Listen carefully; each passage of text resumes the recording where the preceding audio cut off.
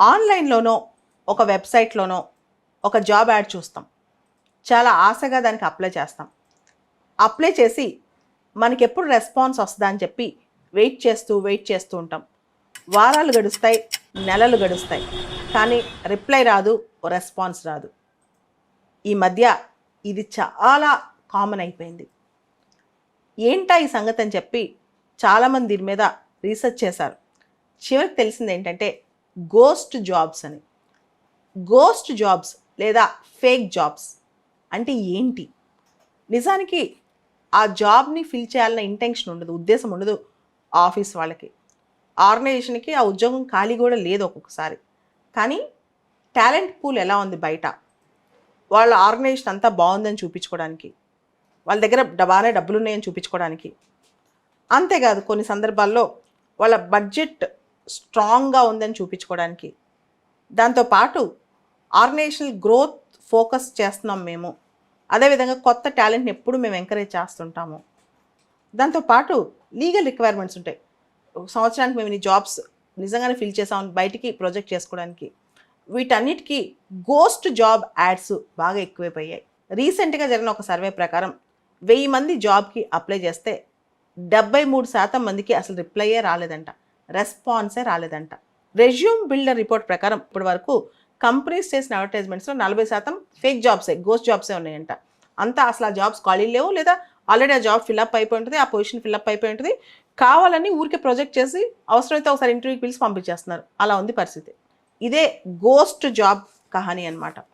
దీనిలో HR personnel ఎవరైతే ఉంటారో ప్రతి డిపార్ట్మెంట్లో ఎప్పుడు జాబ్స్కి యాడ్ ఇవ్వండి, జాబ్స్కి ఇంటర్వ్యూ చేయండి, వీలైతే వాళ్ళని రిజెక్ట్ చేస్తూ ఉండండి. అంతేకాని కొత్త ఉద్యోగాలు తీసుకోవద్దు. ఉద్యోగాలు ఫ్రీజ్ అయిపోయాయి, ఉద్యోగాలే లేవు, అసలు ఫిల్ చేయాలనే ఉద్దేశం మనకు లేదు, కానీ ఫిల్ చేసినట్టు చూపిద్దాం. దాంతోపాటు దీనివల్ల షేర్ హోల్డర్ కాన్ఫిడెన్స్ కూడా పెరుగుద్ది కంపెనీకి సంబంధించి అని చెప్పి. ఎక్కువగా ఇలాంటి డూప్ జాబ్స్ మనం గుర్తించాలంటే మనం ఆ వేకెన్సీ పొజిషన్ అనేది చాలా నెలలుగా మనకి అడ్వర్టైజ్మెంట్ కనిపిస్తూ ఉన్నప్పుడు అది నిజంగా ఫేక్.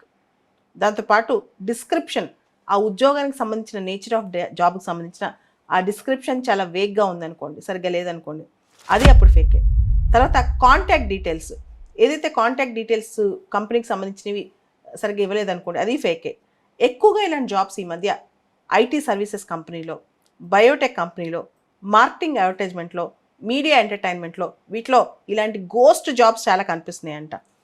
తక్కువ గోస్ట్ జాబ్స్ అంటే నిజంగా జెన్యూన్ రిక్రూట్మెంట్స్ దేనిలో జరుగుతున్నాయి అంటే కాస్త కూస్తో education sector, business services, IT counselling sector, వీటిలోనే నిజంగా గోస్ట్ జాబ్స్ తక్కువ ఉన్నాయి.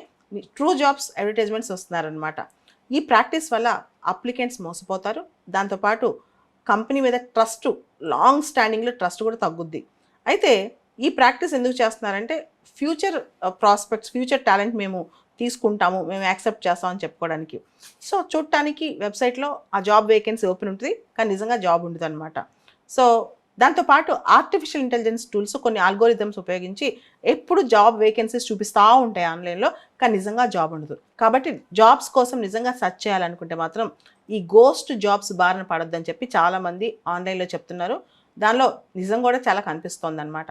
వీటన్నిటితో పాటు ఫారెన్లో జాబ్స్ ఉన్నాయని, ముఖ్యంగా లావోస్, కాంబోడియా, నైజీరియా ఇలాంటి దేశాల్లో ఉద్యోగాలు ఇస్తామని చెప్పి కొన్ని ముఠాలు ఆపరేట్ చేస్తున్నాయి. చివరికి ఆ దేశం వెళ్ళిన తర్వాత, అంటే డబ్బులు కట్టి వీళ్ళు జాబ్లో జాయిన్ అవుతారు. ఆ దేశం వెళ్ళిన తర్వాత వాళ్ళు చెప్పిన జాబ్లో కాకుండా కొన్ని ఫ్రాడ్ జాబ్స్లోనో, తప్పుడు జాబ్స్లోనో, లేకపోతే ఈ ఆన్లైన్ ఫ్రాడ్ జాబ్స్లోనో వాటిలో వాళ్ళని పెడుతున్నారనమాట. ఇది కూడా చాలా మోసం. దాంతో వాళ్ళు ఇల్లీగల్ పనులు చేస్తూ అక్కడ ఇరుక్కుపోతున్నారు, ట్రాప్ అయిపోతున్నారు. సో ఇలాంటి వాటిలో కూడా మనం జాగ్రత్తగా ఉండాలి.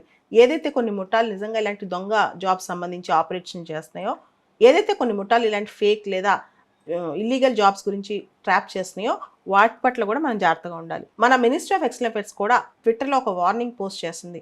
ఏంటంటే marketing executives, digital services, customer care services, ఫారెన్లో ఇలాంటి యాడ్స్ వచ్చి మీకు ఈ జాబ్స్ ఇస్తామని చెప్తే నమ్మొద్దు, ఇదంతా మోసపూరితమైన జాబ్స్ అని చెప్పి మీరు జాగ్రత్తగా ఉండాలని చెప్పి మన మినిస్ట్రీ ఆఫ్ ఎక్స్టర్నల్ అఫైర్స్ వాళ్ళు కూడా గట్టిగానే మనకు వార్న్ చేశారు ట్విట్టర్ ద్వారా. సో ఇలాంటి వాటిలో మనం చాలా జాగ్రత్తగా ఉండాలి. దీనికి సంబంధించి మన మినిస్ట్రీ ఆఫ్ ఎక్స్టర్నల్ అఫైర్స్ వాళ్ళు ఒక వెబ్సైట్ కూడా పెట్టేశారు. ఏది లీగల్, ఏది ఇల్లీగల్, అంటే ఫారెన్లో జాబ్ ఆఫర్స్ ఏ కంపెనీస్ ఏ పేర్లు చెప్పి లీగల్గా చేస్తున్నాయి, ఏ పేర్లు చెప్పి ఇల్లీగల్గా చేస్తున్నాయి అని చెప్పి అది ఎప్పటికప్పుడు అప్డేట్ అవుతూ ఉందంట. దాన్ని కూడా మనం వెరిఫై చేసుకుని ఈ ఫారెన్ జాబ్స్ విషయంలో కూడా మనం కేర్ఫుల్గా ఉండాలి. Golden triangle countries Myanmar, Laos, Thailand and దాని చుట్టుపక్కల ఉన్న ఇప్పుడు కంబోడియా ఇలాంటి దేశాల్లో online frauds, crypto scams, online scams, fake call centre scams ఇవన్నీ కూడా ఈ ఏరియాలో గోల్డెన్ ట్రయాంగిల్ ఏదైతే మయన్మార్, లావోస్, థాయిలాండ్ ఆ చుట్టుపక్కల ఉన్న కాంబోడియా ఈ దేశాలు ఉన్నాయో ఇక్కడ నుంచి ఇలాంటి పెద్ద పెద్ద ఫ్రాడ్స్ అనేవి జరుగుతున్నాయి. ఇక్కడ నుంచి జాబ్ ఆఫర్స్ ఇచ్చినా మనం నమ్మకూడదు.